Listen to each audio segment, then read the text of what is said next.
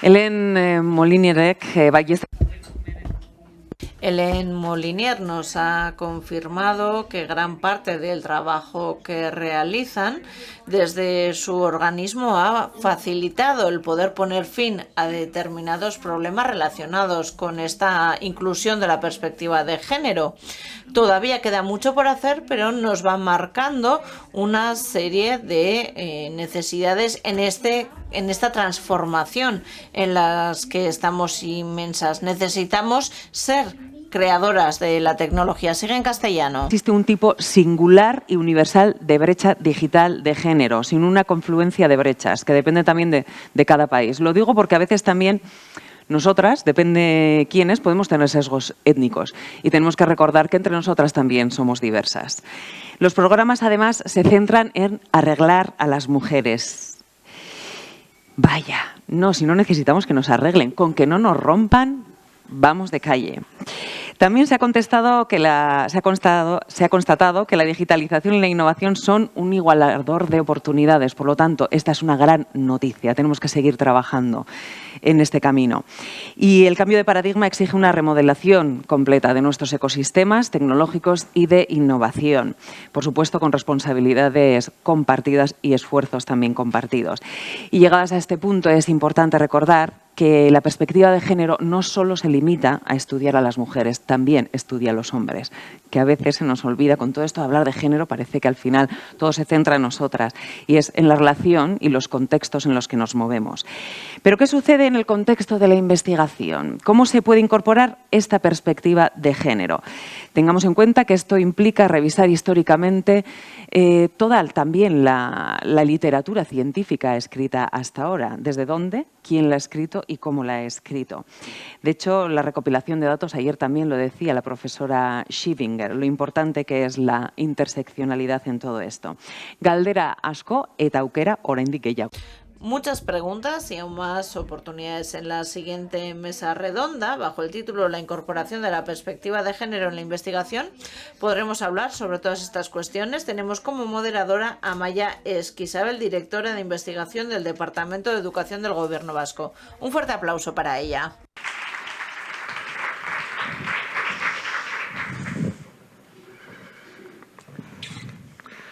Egun on guztioi.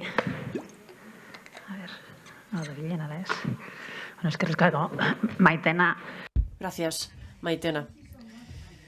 Yo, tal y como os he dicho, soy directora de investigación. Personas no euskera parlantes, realizaré mi presentación en castellano.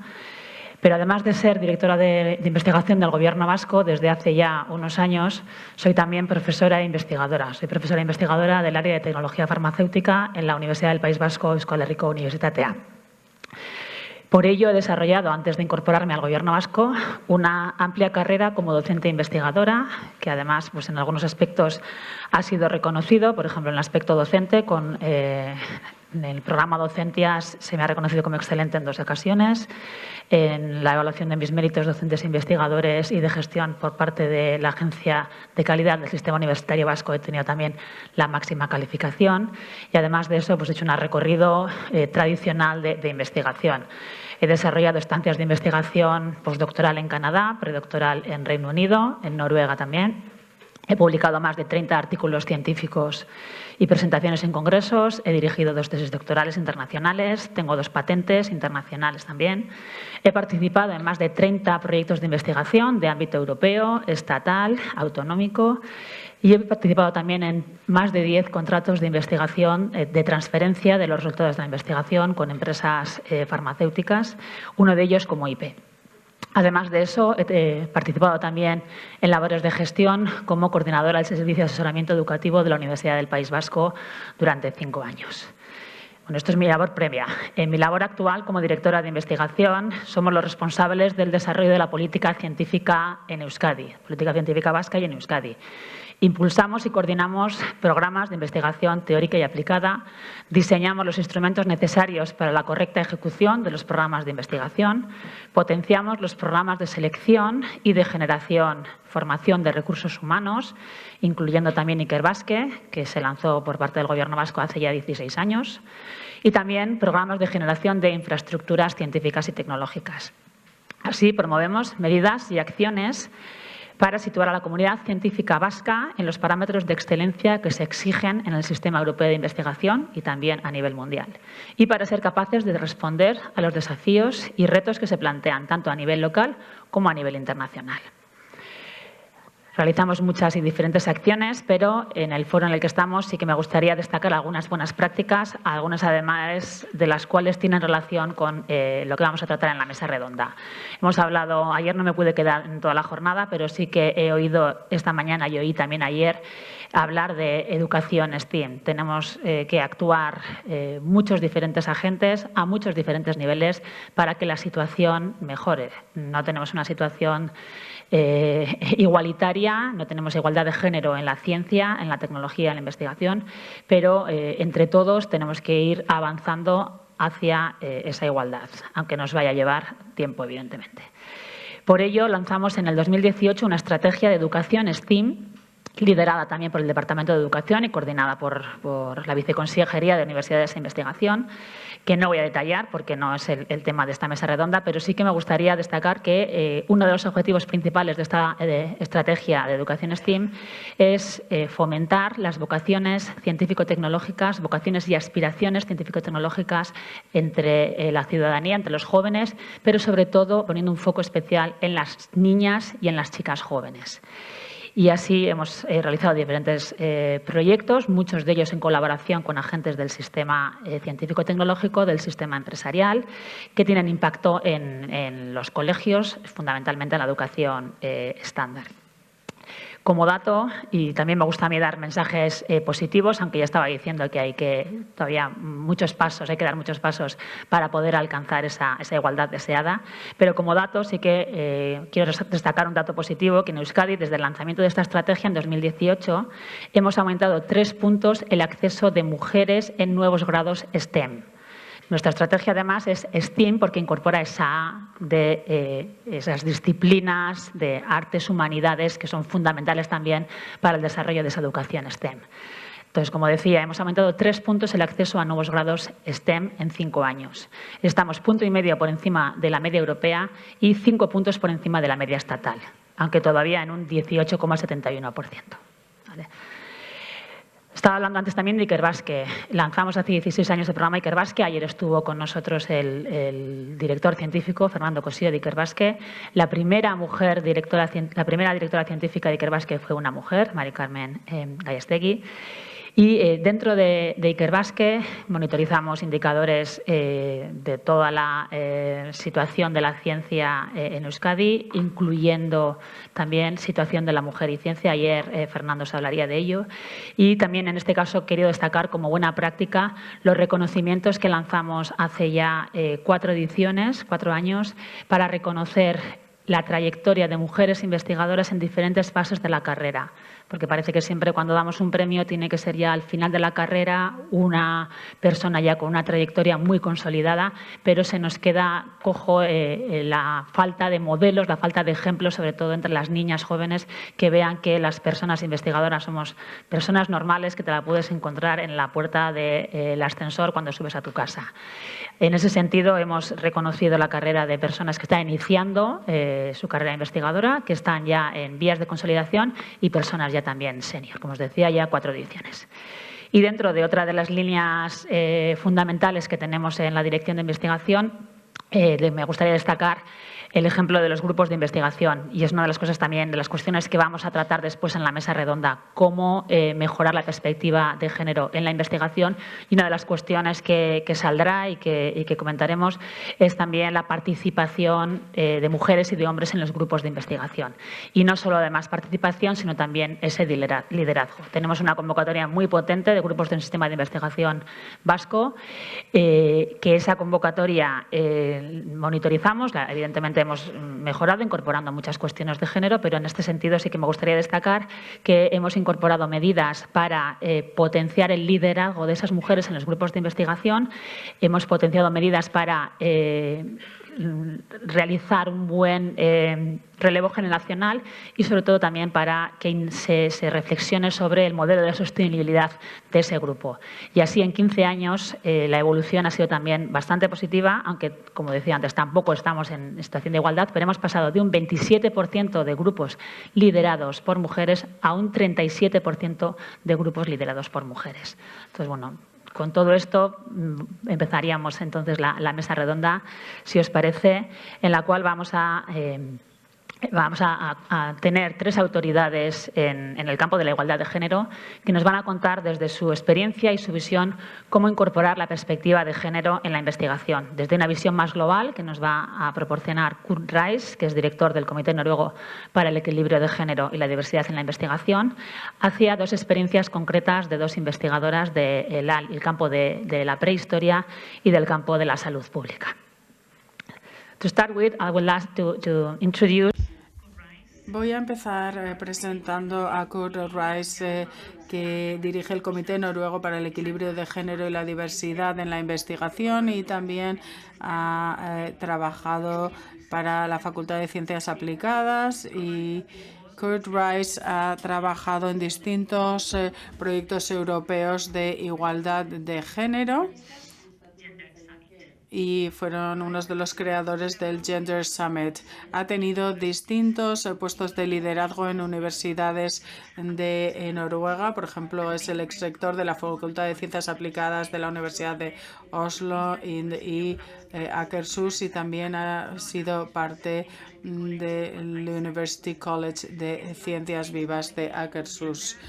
Siempre habla de temas de género y se le ha pedido participar en muchísimos foros sobre igualdad de género. Así que es un placer tenerle aquí hoy con nosotras. Bienvenido. Good morning. Good morning, everyone. Buenos días. Buenos días a todas y todos. Es un placer estar aquí y formar parte de esta conferencia internacional. Y en primer lugar, ya que se trata de una conferencia internacional, me gustaría aprovechar la oportunidad para dar las gracias a las intérpretes que han hecho posible que yo y otras y otros participemos. Sé que han estado trabajando muy duro y realmente aprecio sus esfuerzos.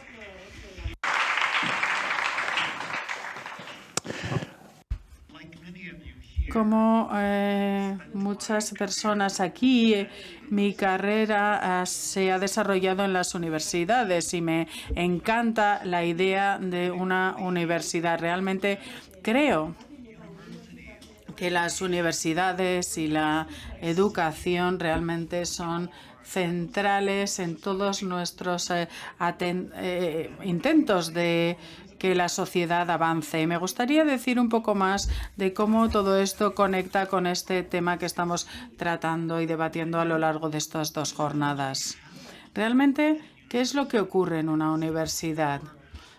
¿Cuál es la misión central de las universidades? En ocasiones decimos que tiene que ver con la investigación o con la educación, y creo que se pueden unir ambos elementos alrededor de un tema específico, que es el del descubrimiento. El negocio en el que trabajamos en las universidades tiene que ver con descubrir cosas. De hecho, esta es la definición de la investigación. Entras en un laboratorio o vas a un libro, tienes preguntas y descifras cosas que alguien no sabía anteriormente. De hecho, descubres algo nuevo en nombre de la humanidad. Y esto es increíble porque todos y cada uno de los días en los que pasamos en una universidad, alguien descubre algo que alguien no sabía anteriormente. Y si pensamos en la educación también tiene que ver con el descubrimiento. Quizás no tanto para la humanidad en su totalidad, pero sí para individuos. Como profesor, espero que cada día que un alumno o una alumna entra en mi aula, se vaya de ese aula sabiendo algo que no sabían anteriormente. Siempre espero que se vayan del aula habiendo experimentado esa sensación de descubrimiento. Así que si estamos en educación o investigación, el centro de la vida diaria, el alma y el corazón de las universidades tiene que ver con el descubrimiento. ¿Cómo no quieres formar parte de eso? Porque se trata de algo tan emocionante, guay, una experiencia increíble. Pero hay otro tipo de instituciones que también llevan a cabo investigación en la industria y en otros muchos lugares, y también otras instituciones que se encargan de la educación, pero la universidad es el único lugar donde se unen los dos elementos, y cuando lo hacemos de la mejor manera hacemos investigación basada en educación, uniendo los descubrimientos de ayer en el laboratorio al aula y a las alumnas para que tengan la experiencia de aprender algo nuevo. Esta tarea de trabajar por y para la sociedad, para crear las circunstancias adecuadas para poder realizar descubrimientos, es una tarea que conlleva muchísimas responsabilidades. Y creo que esta conferencia se centra realmente en estas responsabilidades. La tarea de implementar responsabilidades sociales en cuanto a lo que hacen las universidades es una tarea que recae sobre el liderazgo de esas universidades. Y específicamente quería hacer referencia a parte del título de esta conferencia, esa última parte que habla de por un cambio de paradigma. Y durante estos 2 días hemos estado hablando muchísimo sobre igualdad, ciencia, tecnología. Pero, ¿qué es lo que nos planteamos cuando hablamos de que algo es para un cambio paradigma? Porque este es un objetivo extremadamente ambicioso y quiero animar a aquellas y aquellos que trabajan directamente en este proyecto a plantearse realmente qué es lo que quieren decir con esto, qué es lo que queréis decir cuando decís trabajamos por un cambio de paradigma y por qué es importante. Son preguntas que aquellas personas que forman parte de este proyecto tienen que tener una respuesta muy buena para esta pregunta, y creo que existen. Sabemos que el cambio de paradigma es positivo por todo lo que hemos escuchado en estas presentaciones que escuchamos ayer y hoy en los talleres, y no las voy a volver a repetir, pero sabemos que el trabajo que estamos haciendo hoy aquí tiene que ver con mejorar las condiciones de seguridad y cuidado de crecimiento económico para todas las personas y el uso de la tecnología para todas las personas. Así que no es difícil para nosotras en esta sala entender el cambio necesario que necesitamos, ese cambio de paradigma. Pero ¿qué ocurre con aquellas personas que están en posiciones de liderazgo? ¿Cómo entienden sus roles? Así que parte de lo que tenemos que hacer es poder acceder a aquellas personas en posiciones de liderazgo y dirigirnos a estas personas y convencerles de la importancia de este trabajo. Esto no siempre es fácil. A veces necesitamos las zanahorias y a veces palos, pero creo que las zanahorias siempre funcionan mejor. Tenemos mucha ayuda de la Comisión Europea, por ejemplo, a través de las normativas Horizon. Como sabéis, ahora es un requisito, un plan de igualdad. Y si vas a el presidente de una universidad y le dices tus investigadores no pueden solicitar dinero del programa Horizon si tu universidad no tiene un plan de igualdad de género, esto funciona. Esto realmente es efectivo. ningún rector de universidad va a querer escuchar parte de su ministro o ministra que le pregunte qué es lo que está ocurriendo, por qué no consigues este dinero de Europa, y es porque no nos hemos molestado en desarrollar un plan de igualdad. Por eso es importante. Y muchos consejos de investigación nacionales y regionales han sido inspirados por las decisiones de la Comisión Europea y también incluyen estos requisitos. Y una vez más, esto es algo que no sabe todo el mundo, incluso ahora que ya han pasado unos cuantos años. Así que tenemos que ser conscientes de esto. Podemos hablar con personas en posiciones de liderazgo intentando desencadenar en ellos una sensación de competencia. Por ejemplo, quieres que tu universidad sea lo mejor posible para la sociedad y quieres tener una buena reputación en tu región a la hora de atraer a las mejores personas posibles. Y parte de todo esto depende de la cultura del trabajo que tienes, y otra parte tiene que ver con crear las circunstancias para una mejor igualdad de género y también el tener estas mejores condiciones de igualdad de género crea un mejor ambiente para todo el mundo.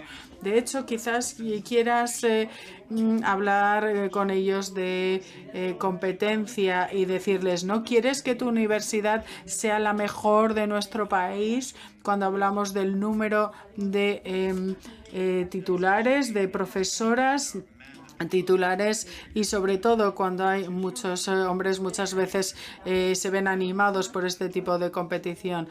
Aunque oímos ayer decir que a los hombres les interesa más la competición que a las mujeres. Y para concluir y luego dejar tiempo, por supuesto, para el debate, me gustaría añadir lo siguiente.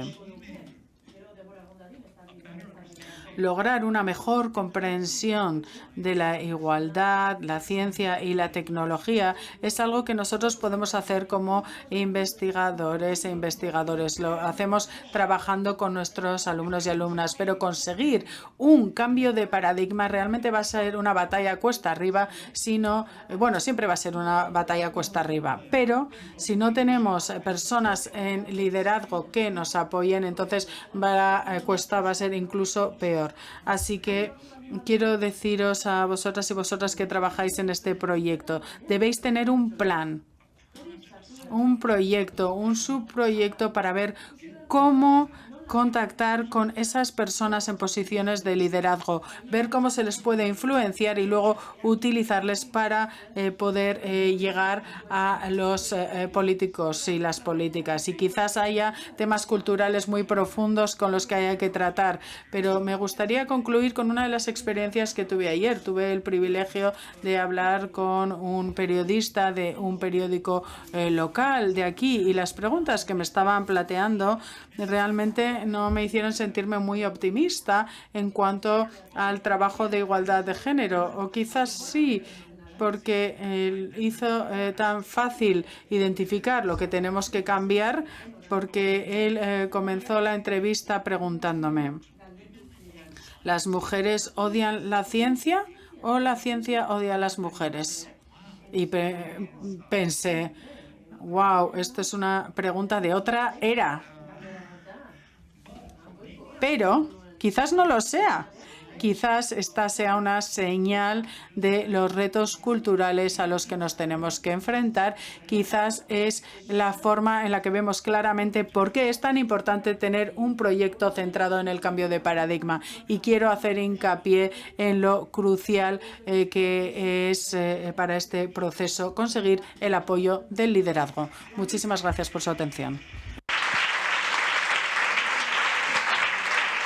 I think I put my contact information right there. Creo que ahí tienen mis datos de contacto y me encanta hablar sobre todo esto, así que pueden contactarme si quieren continuar con la conversación. Muchas gracias. Gracias, profesor Rice, por esta charla tan interesante. Paloma es profesora titular de Prehistoria de la Universidad Autónoma de Barcelona. Desde su etapa predoctoral se ha dedicado principalmente a investigar la prehistoria reciente del Mediterráneo, desde el Neolítico hasta la Edad del Hierro. Paralelamente, gran parte de su actividad se ha centrado en la introducción de perspectivas feministas en arqueología, mediante el desarrollo de la conceptualización y las metodologías de investigación de los espacios y las tecnologías domésticas en la prehistoria y en el desarrollo de proyectos de arqueología pública y de activación patrimonial, desde la perspectiva de género. En este ámbito ha coordinado diversos proyectos de ámbito europeo, como la Ruta de los Orígenes o la Red Pirenaica de los Centros de Patrimonio e Innovación Rural. Actualmente coordina el proyecto Retold Stories Sustaining Cultural Memories in Open Air Museums del programa Europa Creativa. Paloma inicia en el año 2007 la andadura del grupo Past Women con los objetivos y con los proyectos Los trabajos de las mujeres y el lenguaje de los objetos, financiado por el Instituto de la Mujer del entonces Ministerio de Asuntos Sociales, y la historia material de les dones, recursos per a la recerca y la divulgació, financiado por el Instituto Català de les Dones, del cual fue la investigadora principal. Actualmente ella coordina el grupo Past Women, que se ha conformado como una red colaborativa de más de 40 investigadoras y profesionales del ámbito de la arqueología, de la historia, la educación, los museos y el patrimonio cultural, reconocida desde 2019 como red temática del Ministerio de Ciencia e Innovación. Es también un enorme placer contar hoy con tu presencia en este congreso. Bienvenida, profesora González, tienes la palabra. Bueno, muchas gracias. Primero, quiero agradecer a la organización que sea la osadía de invitar a una prehistoriadora en un ámbito, ¿no?, que vamos a hablar de ciencia y tecnología, porque podría parecer que aparentemente es una contradicción de términos, cuando realmente no lo es, o así lo creo yo, así lo ha creído la organización y así se lo agradezco también. Siempre me pasa, ¿no?, cuando en situaciones como esta tienes algo preparado, vas escuchando intervenciones y vas modulando, ¿no?, lo que tenías pensado. Intentaré ajustarme un poco, ¿no?, a lo que tenía pensado, pero querría primero hacer una referencia a lo que ha acabado de comentar el doctor Rice y también se ha comentado previamente en la presentación, y es cuando se habla, ¿no?, de todas estas estrategias, estos planes, estas formas, estos retos, y luego en algún momento hay una coletilla que se habla o se mencionan los estereotipos culturales más profundos, como un elemento que condiciona todo el resto, ¿no?, del discurso y todo el resto de las acciones, ¿no? Entonces, me viene bien porque precisamente si estos estereotipos culturales, estos retos culturales más profundos, estos impedimentos culturales más profundos, precisamente son de los que trata la prehistoria y de alguna manera es desde donde nosotras trabajamos, ¿no? Me da un poco de pena, me ofreció la organización traer un pequeño PowerPoint. Realmente la arqueología y la prehistoria son muy fotogénicas y podía haber traído algo. Pero bueno, tendréis que contentaros con referentes verbales y no visuales. De hecho, si descarté la posibilidad de traer un PowerPoint es porque mi primera imagen para hablar de la prehistoria en relación a los estereotipos de género, y no solo los estereotipos de género, sino la perspectiva de género en arqueología y prehistoria, tendría que ser una imagen de Indiana Jones, que aunque no es desagradable, pensaba que no era tampoco oportuna en un contexto como este, ¿no? Y ciertamente es Indiana Jones por un motivo, ¿no? Porque Indiana Jones de alguna manera representa, ¿no?, esos estereotipos culturales tan profundos, tanto en lo que es la práctica de la investigación como es en los objetivos de la investigación, ¿no? En el caso de la prehistoria, y yo lo ampliaría un poco en general, ¿no?, a la arqueología, ¿no?, con la que compartimos metodología y objetivos, la arqueología y la prehistoria son disciplinas altamente masculinizadas, con una cultura disciplinar que de alguna manera encarna, ¿no?, el estereotipo más claro, ¿no?, de nuestra sociedad, y que por eso Indiana Jones es tan reconocible y reconocido. Y además no solo es masculinizada en su práctica de investigación, sino también en sus objetivos, ¿no? Si recordamos a Indiana Jones, lo que le interesa son elementos relacionados con el poder, con la riqueza, y muy alejado, ¿no?, de lo que sería abordar y conocer, pues, las relaciones, la historia cotidiana, la historia de las personas, ¿no?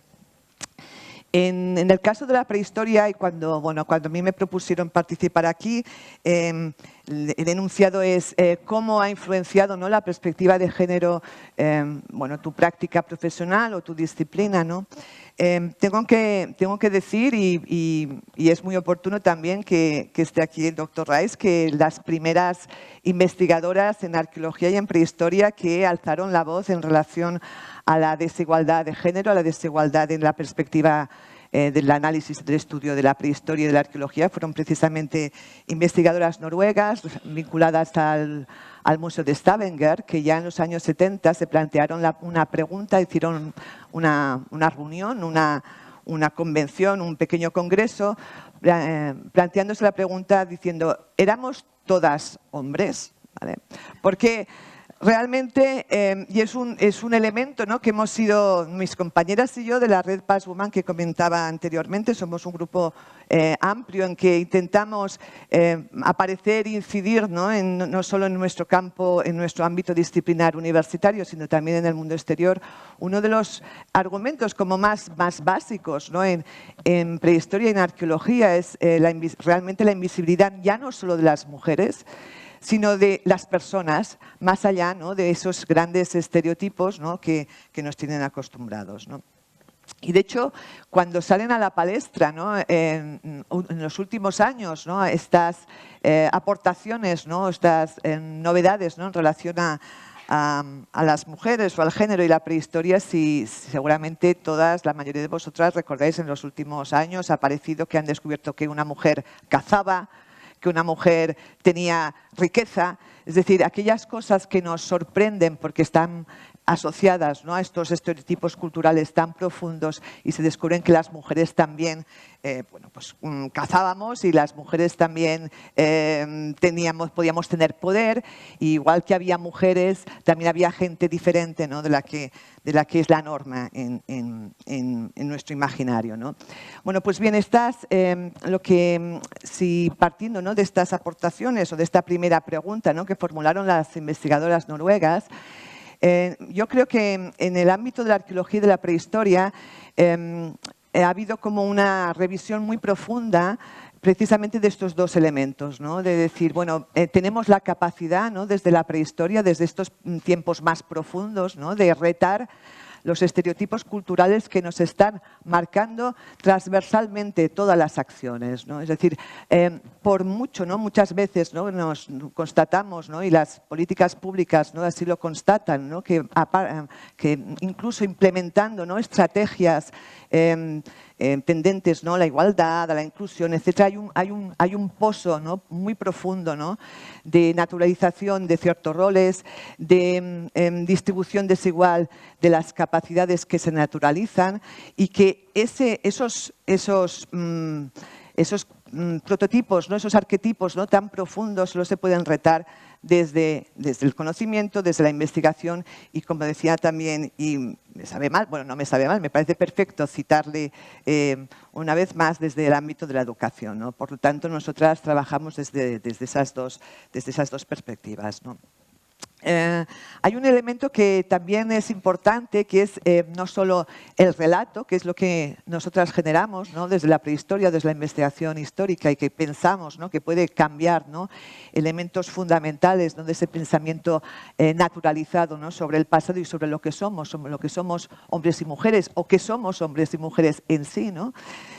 Sino que hay otro elemento que pensamos que es muy interesante, ¿no?, que se está también incluyendo, desarrollando, ¿no?, desde las investigadoras, desde las arqueólogas, desde las prehistoriadoras, que es el cuestionamiento a los contextos de investigación androcéntricos y podríamos decir que incluso abusadores, ¿no?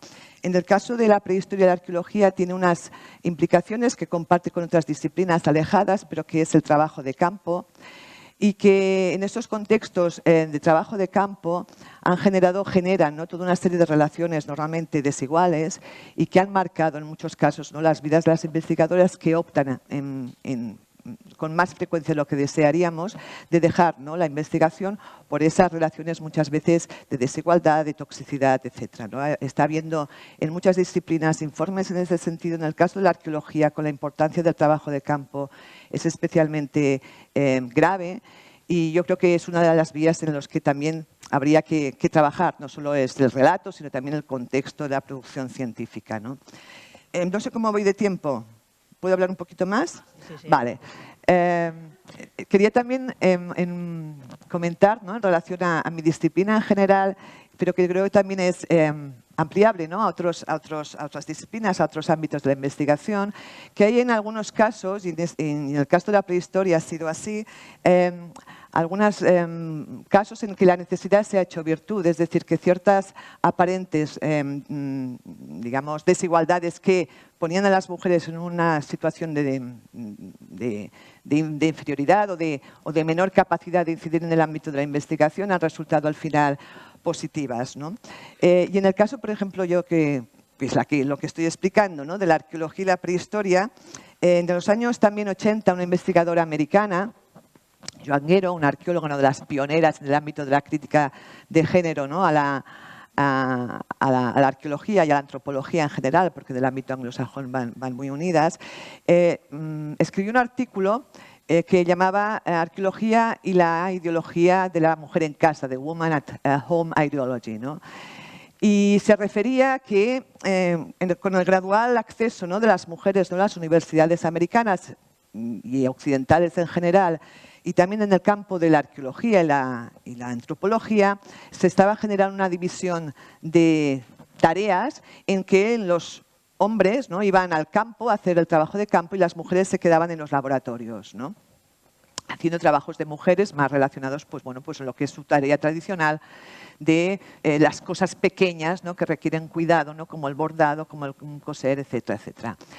Esa división, que es real y que se ha constatado, y hay estudios, ¿no?, que así lo han recogido, en estos momentos está, digamos, volviéndose a favor, ¿no?, de todas estas personas que por esa división, de alguna manera, del trabajo, ¿no?, relacionado con los roles, están despuntando ahora porque la arqueología actualmente, el estudio de lo que son las sociedades del pasado, desde la prehistoria hasta el siglo XXI, se está volcando de una forma muy clara, ¿no?, en lo que son los estudios de laboratorio, la bioquímica, la genética, etcétera, ¿no? Y son precisamente actualmente estas mujeres, o gran parte de estas mujeres, las que están llevando el liderazgo por esa circunstancia histórica, ¿no?, de que las pusieron en un lugar secundario y están resultando que están convirtiéndose en líderes, ¿no?, de sus propios equipos de investigación, y está habiendo realmente un cambio, ¿no?, de liderazgo precisamente en proyectos de gran envergadura, ¿no? Por ejemplo, si pensamos en proyectos europeos, ¿no?, como las RC, etcétera, ¿no?, que están llevándose a cabo desde esta perspectiva. Por tanto, también hay esas oportunidades, ¿no?, de que a veces, digamos, la historia recoloca, ¿no?, a las agentes, ¿no?, a los agentes del conocimiento en su justo lugar, ¿no? Bueno, como ya hemos hablado de más cosas, simplemente desde la reflexión, ¿no?, de mi propia disciplina, yo creo que es muy relevante y es indispensable, ¿no?, esa unión, ¿no?, de lo que son las ciencias más experimentales, tecnológicas y el ámbito de las humanidades, porque las humanidades precisamente, ¿no?, están dando esa relectura del relato, ese ir, ¿no?, al corazón, ¿no?, de muchas veces del problema, ¿no?, que son estos profundos estereotipos culturales en los que nos movemos. Haría otra reflexión también de lo importante que es el trabajo colaborativo. Yo creo que en el caso en mi disciplina, yo creo que en muchos otros casos, ¿no?, la posibilidad, ¿no?, de llevar adelante, ¿no?, estas nuevas perspectivas pasa por las alianzas generalmente entre mujeres, no solo entre mujeres, pero principalmente entre mujeres, que se apoyan y que de alguna manera mentoran las unas a las otras. Nosotras trabajamos así, la Red Paz Woman, ya os decía, estamos muy orgullosas de ella porque aglutina, yo creo que de forma directa, más de 45 mujeres investigadoras, educadoras y gestoras patrimoniales, pero que en la práctica yo creo que nos podemos acercar a las 80 o 100 mujeres que trabajamos en España en este ámbito, y yo creo que eso ha impulsado, ¿no?, pues nuevos proyectos, nuevas ideas, reforzar también no solo digamos, materialmente, sino también psicológicamente, que muchas veces los planteamientos de género, de estudio de mujeres, cuando son minoritarios en un centro de investigación, son difíciles de llevar adelante, ¿no? Entonces yo haría esas dos reflexiones para lo que sería el ámbito general y, si un caso, después ya iremos discutiendo y debatiendo. Gracias. Fenomenal.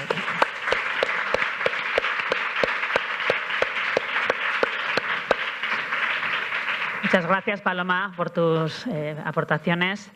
Y tenemos ahora a Elena Aldasoro, que es doctora en Medicina y especialista en Medicina Preventiva y Salud Pública, y tiene también un máster en Investigación Clínica y Epidemiología.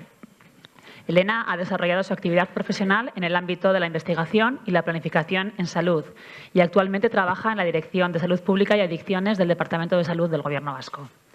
En el campo de la investigación, la doctora Aldasoro ha contribuido al análisis de las desigualdades sociales en salud, con especial énfasis en las de género, al análisis de áreas pequeñas y a la mejora del conocimiento sobre necesidades de atención al final de la vida. En su etapa más reciente, ha desarrollado su labor en el área de las adicciones. Con respecto al género, ha investigado sobre los elementos que determinan las desigualdades de género en la atención sanitaria del infarto agudo de miocardio, sobre las desigualdades de género en el programa de detección precoz del cáncer colorectal y en el consumo de tabaco. Además, ha favorecido el desarrollo de análisis sexo-género en la investigación y la difusión del conocimiento sobre perspectiva de género y salud. Entre las colaboraciones externas destaca la colaboración con Aditec, coordinador del Sistema Navarro de I+D+I. Elena es la responsable de contribuir a la excelencia científica incorporando la dimensión de género como categoría transversal en todas las fases del proyecto y ha participado en los sucesivos planes de salud y en los planes de adicciones más recientes del Gobierno vasco, llevando a cabo el proceso de planificación con perspectiva de género. Bienvenida, doctora Aldasoro. Es también un placer que nos acompañes hoy. Así que cuando quieras.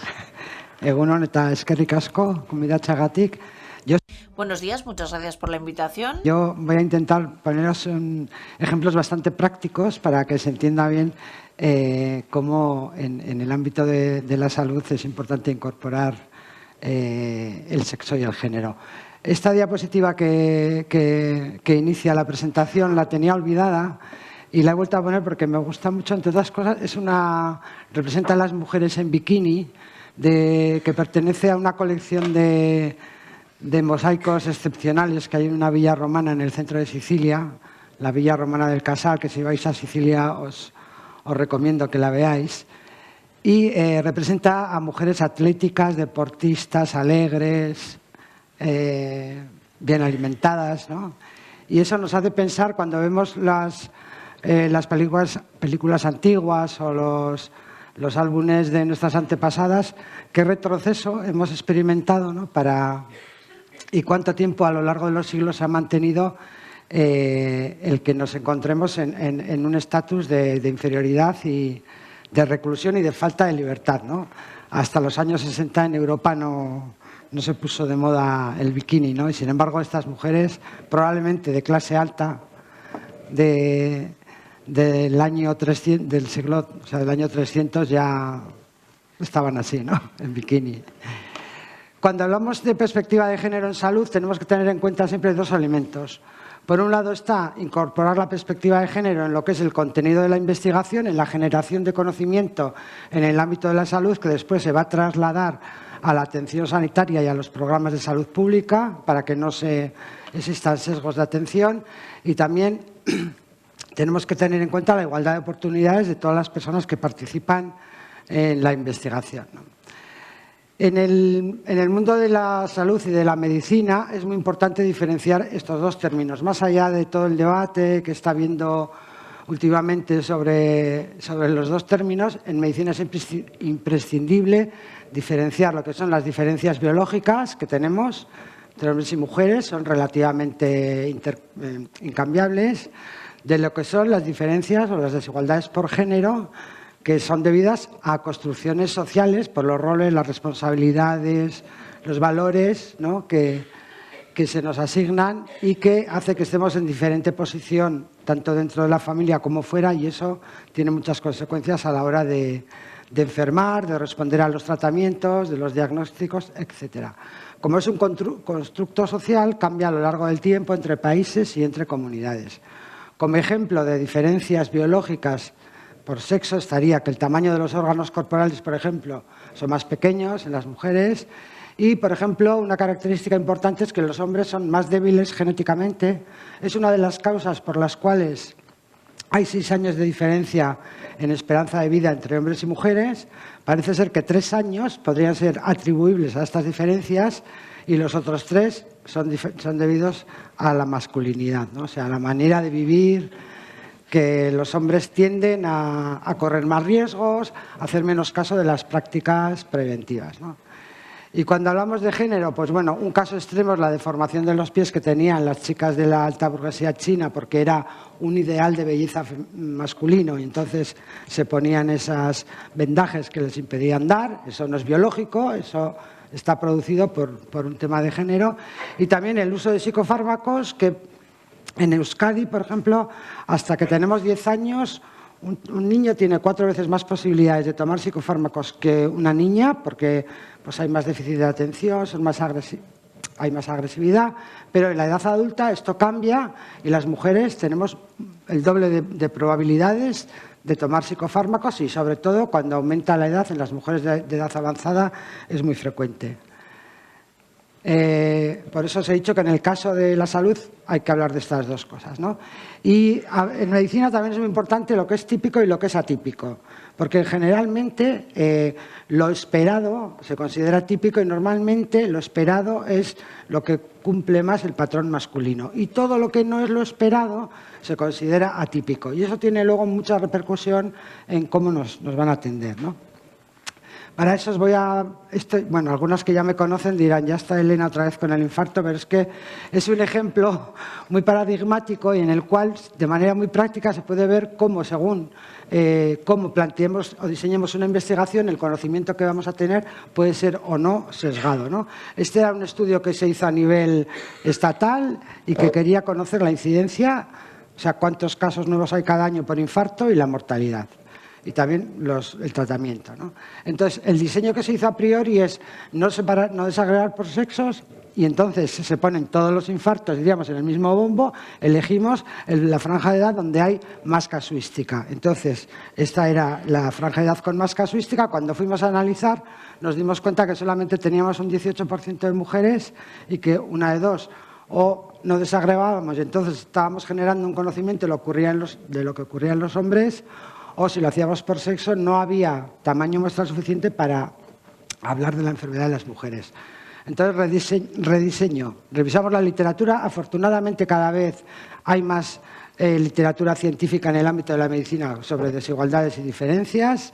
Y además, yo, si queréis, con la documentalista del Departamento de Salud, he trabajado bastante una estrategia para hacer una búsqueda sensible al género. Y la verdad es que salen muchas cosas. Bueno, está en el ámbito de la salud, está preparado para eso.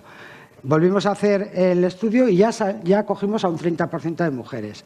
Entonces, lo que nos dimos cuenta al estudiar a las mujeres es que, aunque es mucho menos frecuente que en los hombres, por eso es una enfermedad que se ha asociado más a hombres, una vez de tener el infarto, la mortalidad era mucho mayor en mujeres.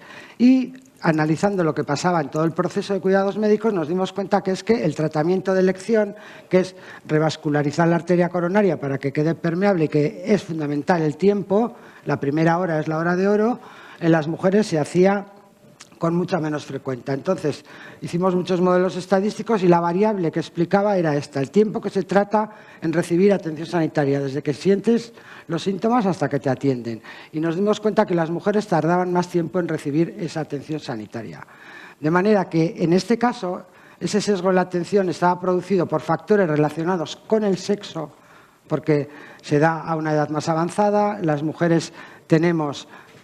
Bueno, esto lo del sexo, pero bien, síntomas y signos caracterizados como atípicos con más frecuencia. Además, solemos tener más patología asociada, diabetes, hipertensión, porque se dan en mujeres mayores.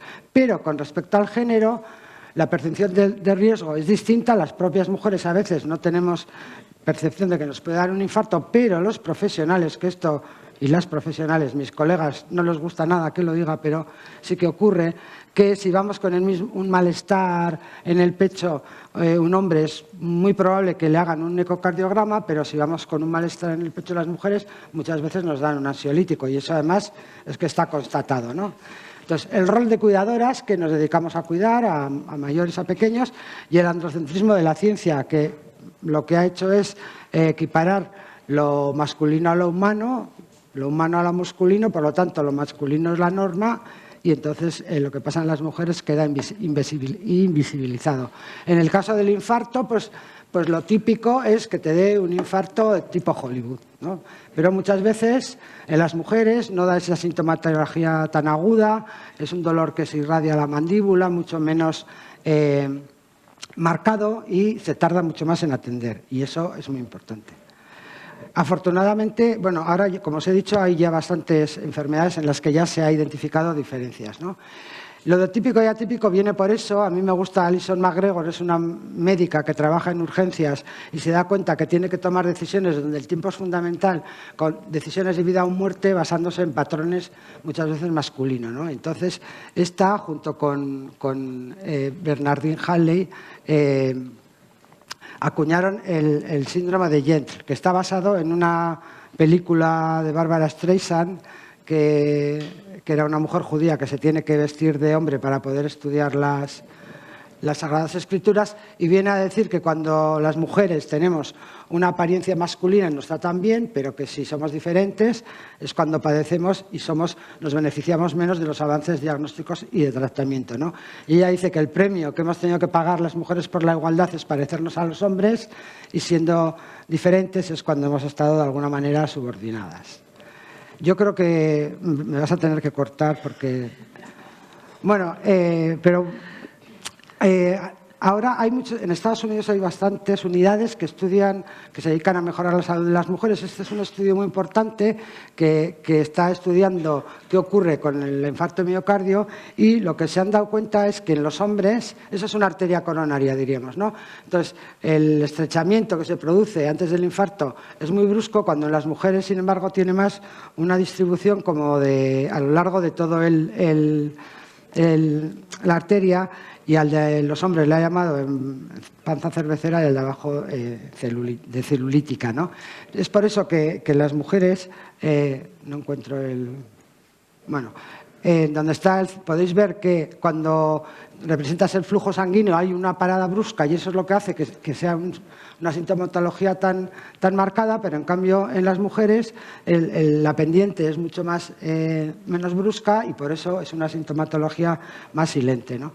Y al hilo de esto, pues también es importante adaptar las técnicas, porque la técnica de elección, que es el cateterismo, funciona en los hombres, pero no tanto en las mujeres. Sin embargo, hay otras técnicas que son como una ecocardiografía que te la pueden hacer por dentro y en ese caso sí que se ve la patología en las mujeres. De ahí que también las mujeres tenemos el árbol circulatorio más tortuoso y estrecho y a veces, pues claro, si te ponen una aguja, un catéter que es muy ancho, pues hay más efectos secundarios. Entonces, hay que adaptar también a la tecnología, ¿no?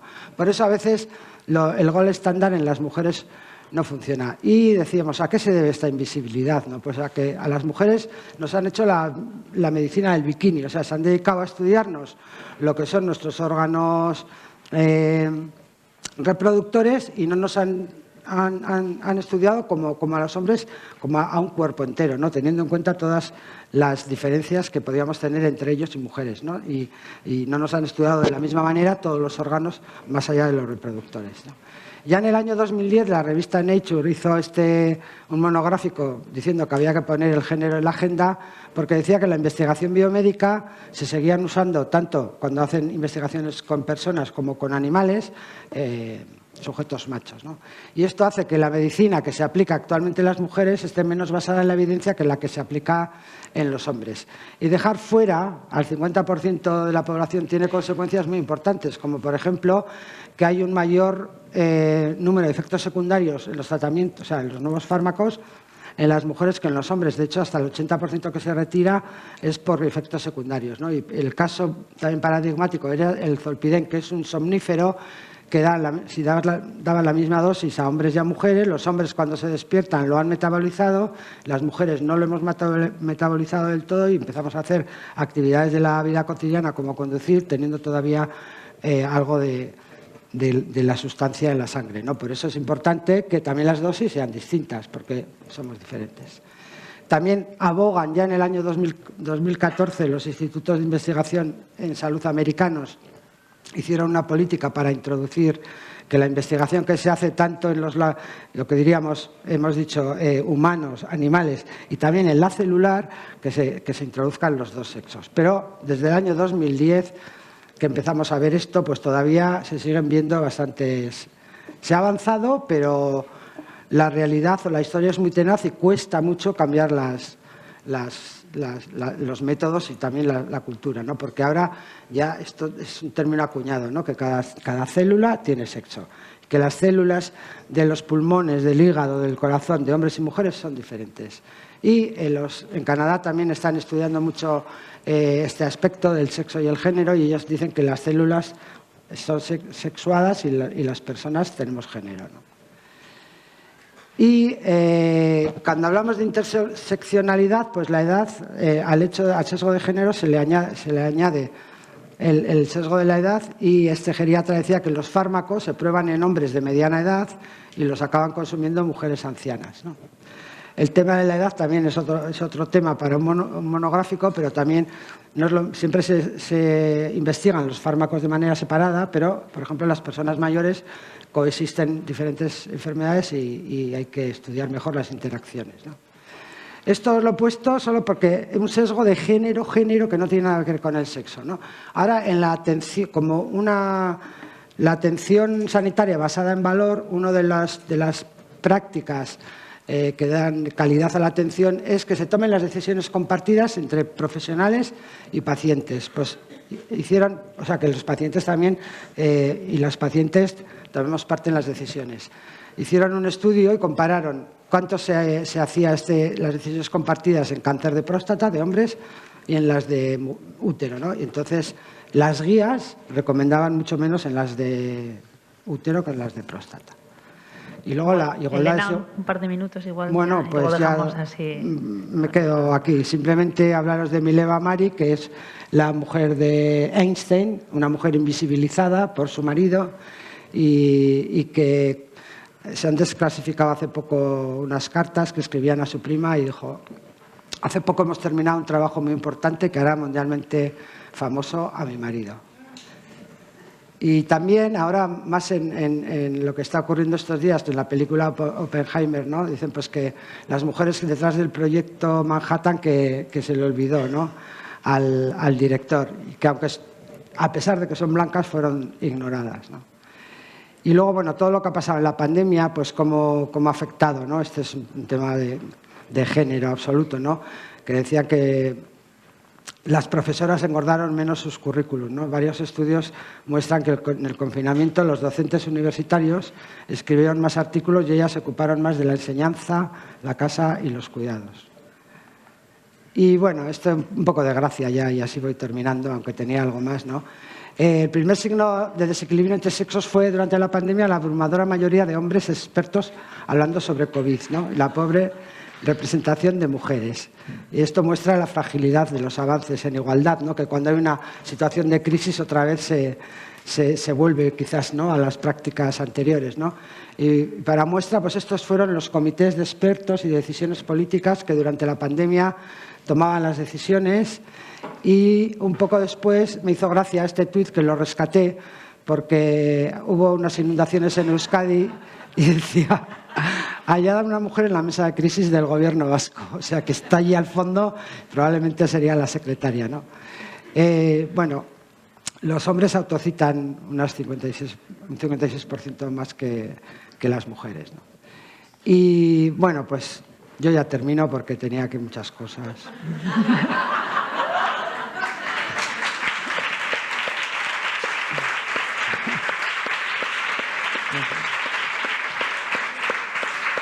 Bueno, quería también con un homenaje a Marta Macho, que es una gran divulgadora y...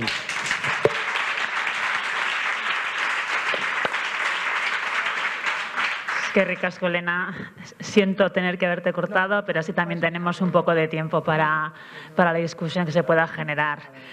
Antes de dar paso a la audiencia, a mí sí que quería, bueno, primero agradeceros y felicitaros por las presentaciones que habéis realizado, pero sí que quería, hemos visto la puesta en práctica, en tu caso, la puesta en práctica en tu caso de cómo se puede incorporar la perspectiva de género en el diseño de un estudio de investigación. Además, con un ejemplo muy claro de cuáles las ventajas de tener la perspectiva de incorporar a mujeres en el estudio de determinadas patologías o no.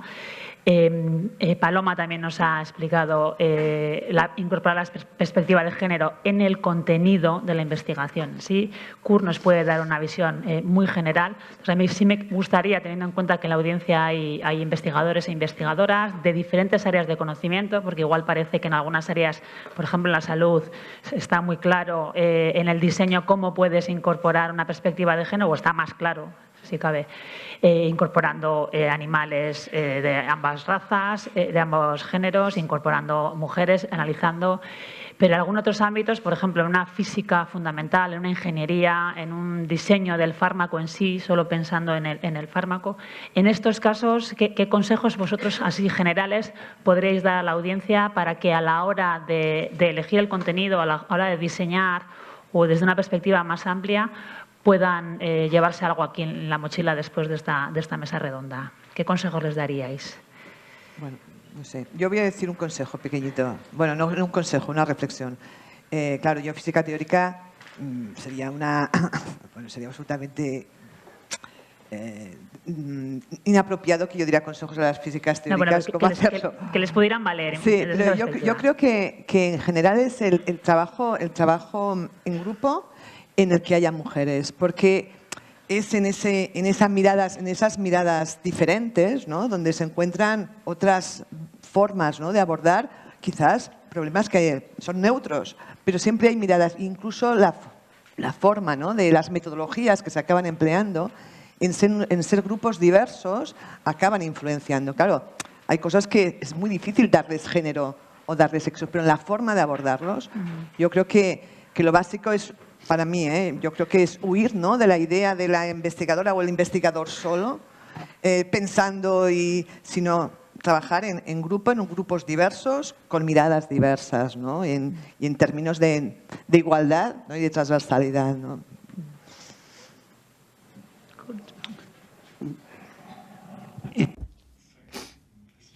Disculpas, estaba escuchando la interpretación. Hay algo que me viene a la mente después de escuchar a mis colegas, que es la expresión perspectiva de género. Muchas veces oímos la expresión perspectiva de género y pensamos en la perspectiva de las mujeres. Y es muy importante poner el foco en la atención que presta la ciencia a los hombres y a las mujeres. Hay una cosa muy importante, que es que los hombres también sean conscientes de la importancia de tener una perspectiva de género, que se suban al carro. Y el reto es difícil y es un reto que hay que abordar explícitamente, hay que implicar a los hombres. Es injusto también que las mujeres como grupo tengan la responsabilidad exclusiva de garantizar que todos nosotros, hombres y mujeres, producimos trabajos de mayor calidad, representando equitativamente todo el espectro poblacional. Así que yo creo que es fundamental que transversalicemos el género en la investigación, que haya un equilibrio de género en la investigación, pero es muy importante que impliquemos al hombre, que levanten las manos los hombres de la sala. Bueno, no está mal, las cosas como son. No es mala la representación, teniendo en cuenta que es una conferencia de género. Normalmente somos uno o dos.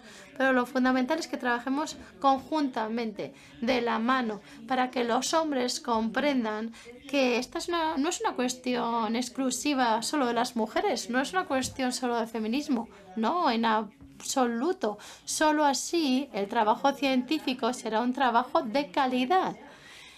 Si no creen en la calidad, pues de que se dediquen a otras cosas los varones, que comprendan que tienen que desempeñar un papel. Diciendo, ¿no? Desde luego que tiene que ser equipos que estén todos que trabajen en igualdad de condiciones, que se valore el trabajo de ambos de igual manera, y luego el tema de poner las condiciones para que puedan estar en esos procesos investigadores, porque yo, por ejemplo, estaba asesorando a un proyecto de Navarra, que era un equipo investigador que está desarrollando una vacuna para el cáncer de mama de mal pronóstico, y pusieron una reunión de 3 a 7 de la tarde, a mí me tocaba a las 7, o sea, estuve 4 horas oyendo de ligandomas, ribosomas, y al principio había 16 ventanitas, estábamos online, y a las 7 de la tarde quedábamos 6 personas, o sea, yo, otras 7, 5 hombres, otra chica y yo. Y había muchas más mujeres al principio, pero a partir de las 5 empezaron a apagarse. Ay, perdona, los tengo que dejar, perdona, tengo que ir. Entonces, claro, para que estemos en esos equipos en igualdad de condiciones, también tienen que estar todos esos elementos, ¿no?, de más calado que nos permita hacerlo, ¿no? Estoy hablando de conciliación muchas veces. Sí, pero bueno. Totalmente de acuerdo, Paloma. Sí, yo quería apuntar también en lo que decía Elena, ¿no? Que, por ejemplo, no solo es lo de las reuniones, sino, por ejemplo, asistencia a congresos, estancias que de alguna manera después en el extranjero que te hacen no solo avanzar en tu currículum, sino avanzar en el conocimiento. Y ahí yo pienso que las instituciones, digamos, de investigación, las universidades, tienen un papel enorme que ofrecer, desde servicios de canguros, de soporte familiar, de compensación económica. Que, por ejemplo, nosotros tuvimos un éxito que local, ¿no?, en mi universidad, que nos alegró mucho, porque conseguimos que en un proyecto de Erasmus de intercambio a las familias monoparentales, ¿no?, hubiera un presupuesto para pagar canguros bien de los niños o niñas que se quedaban, o bien si se los querían llevar, ¿no? Y lo más curioso es que lo conseguimos introducir en el presupuesto europeo, pero luego en la universidad tuvimos problemas para implementarlo porque no tenían categoría contable. ¿Dónde ponerlo? ¿Sabes? Entonces yo creo que ahí sí que es un punto, la conciliación en el sentido más amplio, ¿no? Y las estancias, por ejemplo, es básico. La asistencia a congresos es que es fundamental. Hay muchísimas familias, mujeres que no asisten simplemente porque no pueden, no se lo pueden permitir, ¿no? Y eso les va agravando y las condiciones de desigualdad pues se van incrementando, ¿no? Y luego también la edad, que cuando tienes que hacer tu desarrollo como investigadora toca la edad un poco de procrear, pues hacer que las becas, que los contratos, tengan en cuenta eso. Yo creo que hay cuestiones básicas que ya están incorporadas, sí, ¿no?, por lo menos en las políticas científicas de Euskadi. Siempre que hayan en las ayudas predoctorales, ayudas postdoctorales de formación de investigadores en Ikerbasque, siempre que haya un parón por maternidad, evidentemente ese tiempo se recupera. A efectos de evaluación luego de la actividad investigadora para promocionar, también se tiene en cuenta por cada hijo, de momento además, como el permiso paternal ahora justo ha empezado, la que se ocupa más de los cuidados, la que tiene que parar su actividad investigadora sigue siendo la mujer. Entonces, en el caso de la mujer que haya tenido hijos, en ese periodo de investigación, por cada hijo que haya tenido se le suma un año se puede ir hacia atrás con la actividad investigadora previa. En el caso de la movilidad, damos un programa de ayudas adicionales para que pueda producirse esa movilidad, que en el programa predoctoral y postdoctoral nuestro son obligatorias, para que pueda ir además con la familia, porque con un seguro médico. Pues, y bueno, intentamos muchas medidas que son básicas y que desde luego que podrán incorporarse muchas más, sí que intentamos ir introduciéndolas para hacer más fácil toda esa parte adicional a la carrera investigadora y al desarrollo de la investigación. Por eso habrá aumentado a ver, yo creo que algo tendrá que ver, no nos vamos a atribuir nosotros todo el mérito, desde luego, porque es una cuestión, como decía antes, de toda la sociedad. Tenemos que trabajar entre todos, las familias también tienen un papel muy importante, pero desde luego que el tener condiciones en las políticas científicas que ayuden a eso y que evalúen además esas circunstancias especiales a la hora de la disminución de la producción científica que puede producirse, por ejemplo, por esos periodos de maternidad. Desde luego ese papel nos corresponde a nosotros y sí que va a ayudar que haya una mejor promoción en la carrera investigadora y que haya más mujeres que se estén incorporando. Y no solo que se incorporen, porque nosotros, ayer no sé si lo comentó Fernando Cossío, Iker Vázquez hace un informe de ciencia anual en el cual se recoge la situación de la mujer y la ciencia. Y nosotros, a nivel del acceso a la mujer en la carrera investigadora, estamos por encima de la paridad. Se incorporan más mujeres a hacer el doctorado que hombres. De hecho, en los programas nuestros, el 56% de las beneficiarias, además tienen más éxito, no solo que se incorporan más, que en nuestros programas, que son los muy competitivos, tienen más éxito. En el programa postdoctoral tenemos un 60% de beneficiarias. Además, siguen queriendo continuar la carrera investigadora. El problema es en ese valle de la muerte que se produce cuando coincide ya con tener una posición estable. La ciencia, no solo para las mujeres, también para los hombres es duro. Es muy duro tener acceder a una posición ya permanente o en vías de permanencia. Pero en el caso de las mujeres, que coincide además con ese periodo en el cual pues es el margen donde pues tienes que plantearte tener hijos o no, pues ahí es donde, si no ayuda el sistema, si no ayuda tu pareja, la familia en su caso, si no ayuda toda la política científica adicional y la del centro en cuestión en particular, pues hay muchas mujeres que se descuelgan. Sí, además hay una cuestión curiosa. Nosotros hemos hecho un estudio, no es un estudio, una pequeña prospección en ese paso, ¿no?, de las postdoctorales a la plaza permanente. Que al final es fundamental porque es eso lo que después nutre los equipos, los puede hacer transversales, múltiples, etcétera, ¿no? Si no hay esa posibilidad, ¿no?, de trabajar en ciencia, no se consigue. Entonces, hay dos cuestiones. Una realmente, digamos, las cuestiones de ayuda y de soporte, ¿no?, a la conciliación, pero luego hay una autovaloración muy diferente en muchos casos, ¿no? Realmente la idea está, podemos decir, de que soy capaz de, ¿vale? En las chicas jóvenes, pero bueno, digamos, no tan jóvenes porque ya tienen el doctorado, ellas son más propensas a renunciar porque piensan, bueno, quizás no es para tanto, quizás yo no tengo la capacidad. El síndrome de la impostora. Exactamente. Sí, sí. Y eso es marcadísimo y por eso vamos otra vez a los estereotipos culturales de los que se hablaban, ¿no? Es decir, no es solo las condiciones materiales, sino el contexto y lo que pensamos nosotras mismas y la sociedad en general, ¿no?, sobre nuestras capacidades y las capacidades de colaboración, ¿no?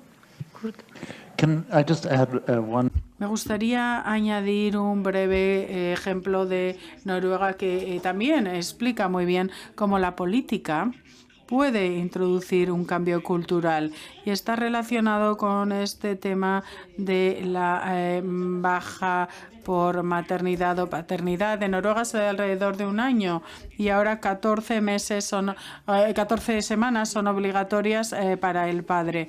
Al principio, cuando se introdujo hace 5 o 6 años, todo el mundo decía es imposible, no se pueden ir durante 14 semanas, el negocio se va a caer en picado y todo va a ser terrible.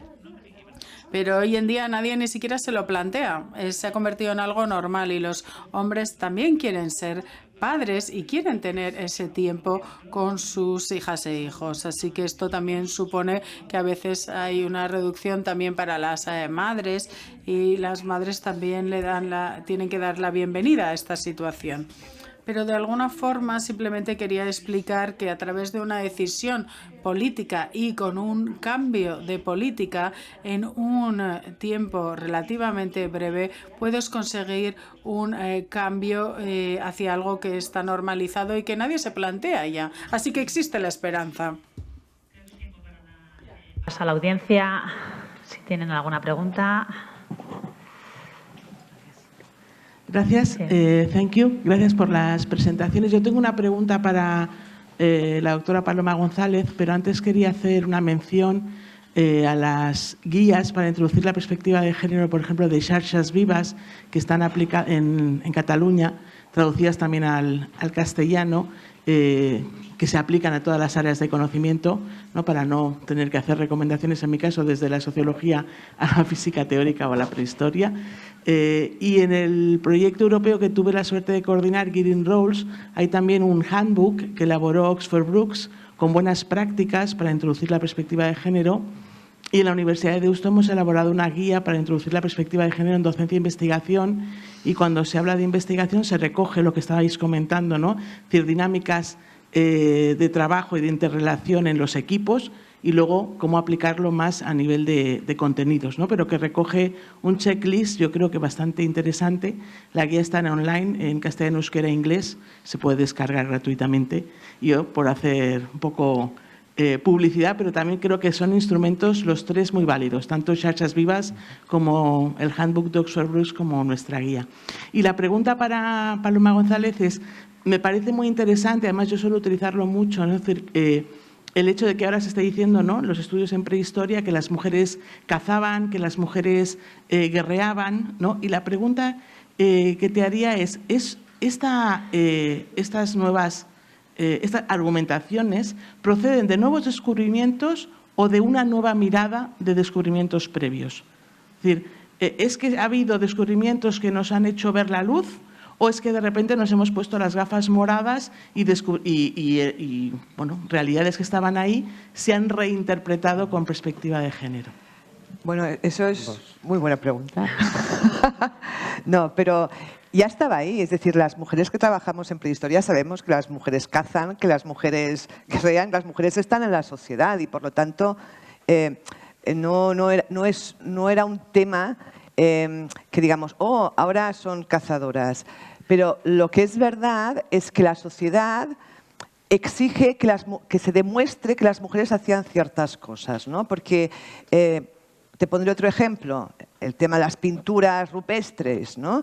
Por defecto, cuando tú te imaginas, ¿no?, cuando veis una ilustración, ¿no?, de pinturas de Altamira, ¿no?, siempre veréis a hombres que están pintando, o los libros de texto. Por defecto, todo lo hacen los hombres.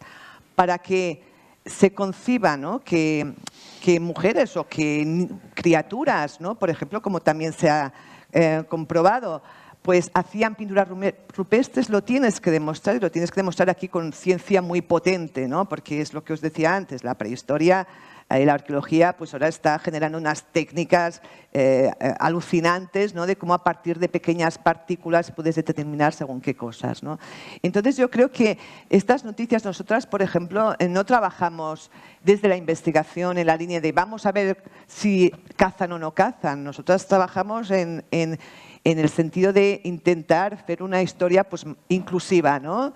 Pero sí que de alguna manera estas ideas, ¿no?, de las mujeres eran guerreras, las mujeres cazaban, es algo que es importante, ¿no?, que se realce a partir de datos, digamos, científicos duros, porque son preconcepciones sociales muy profundas, ¿no? Entonces, no es que sean lo más relevante para entender la historia, pero sí que son muy relevantes para deconstruir estereotipos.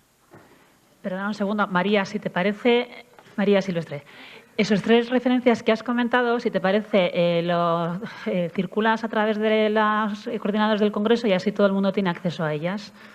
Vale, gracias.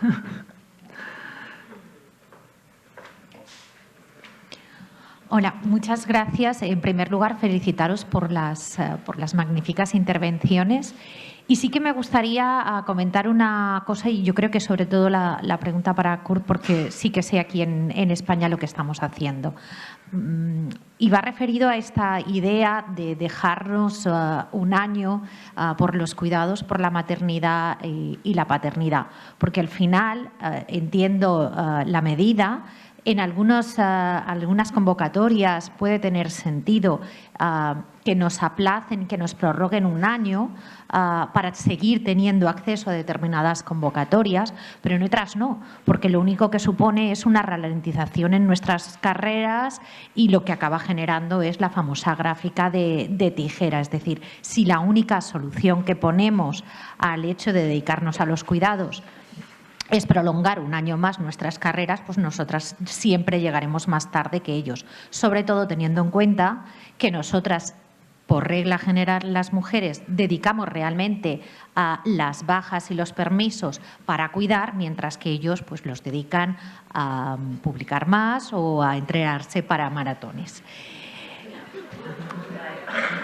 Entonces, teniendo esto en cuenta, es muy importante definir medidas que no aumenten estas brechas, sino que las reduzcan. Por ejemplo, pues hay algunas propuestas, pues si estamos hablando, por ejemplo, de cara a un sexenio o de cara a evaluar periodos para no aumentar los plazos para las mujeres, pues definir pues, que esos años tienen una media como los años anteriores. Entonces, sobre todo a Kurt, porque ya digo que en España sé que, bueno, no conozco ninguna apuesta en este sentido. Sí, él conoce en su universidad en Noruega o en el ámbito europeo alguna medida realmente en esta línea que no penalice de nuevo a las mujeres. Muchas gracias.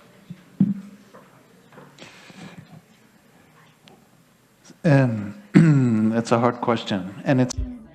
Se trata de una pregunta difícil y es una pregunta difícil porque en los primeros 10 años de tu carrera son extremadamente importantes para los siguientes 20 años. Así que podemos ver que cuanto se publica al principio de la carrera define una trayectoria a la hora de promociones, ayudas, nuevos puestos de trabajo, becas, demás. Así que, ¿cómo podemos poner una medida para compensar esto? Bueno, creo que sí hay algunas innovaciones que han sido útiles. Todo lo que mide el tiempo, por ejemplo, cuando hablamos de las becas de una carrera temprana, tienes derecho durante 8 años después de defender tu tesis. Esto no debería contar con la baja materna o paterna y esto no puede ser polémico, pero ha llevado un cierto tiempo el poder implementarlo. Y la única pregunta real aquí es si tienes un año de baja, deberíamos añadir 1 o 2, porque realmente lleva un tiempo luego volver a adaptarte de nuevo cuando vuelves a la vida laboral después de la baja. Pero también hay otras cosas que se pueden hacer. En lugar de decir, danos tu listado completo de publicaciones, podemos decir, dame tus 5 publicaciones mejores. Para así intentar hacer que haya una evaluación, porque al final tiene que ver con evaluar con colegas cuando se les va a contratar o publicarles un artículo o concederles una beca. Así que intentamos que haya procesos de evaluación que no sencillamente recompensen la cantidad, porque en los primeros 10 años de carrera probablemente sea muy distinto entre mujeres y hombres. También hay decisiones que se pueden tomar como mujeres y tenemos que darles ayuda. Por ejemplo, en qué laboratorio trabajas, cuál es la cultura de ese laboratorio, cuál es la cultura de coautoría en ese laboratorio. Y esto también es algo muy difícil. Y existen artículos muy interesantes sobre las dinámicas en los laboratorios de jóvenes hombres que llegan al primer puesto de autoría y las mujeres acaban diciendo, bueno, no me importa. Pero, por supuesto, marca una gran diferencia. Así que tenemos que ayudar a los jóvenes hombres y a las jóvenes mujeres a entender a una edad temprana de estas carreras profesionales cuáles van a ser las consecuencias a largo plazo y ayudarles a tomar las decisiones adecuadas. Una pregunta, pero sería la última. Tampoco os cortéis, vamos a aprovecharla. Pues si no hay más preguntas, nuevamente agradecer vuestras aportaciones, vuestra visión, vuestra experiencia y muchísimas gracias. Gracias a vosotros. Un aplauso, por favor. Bueno.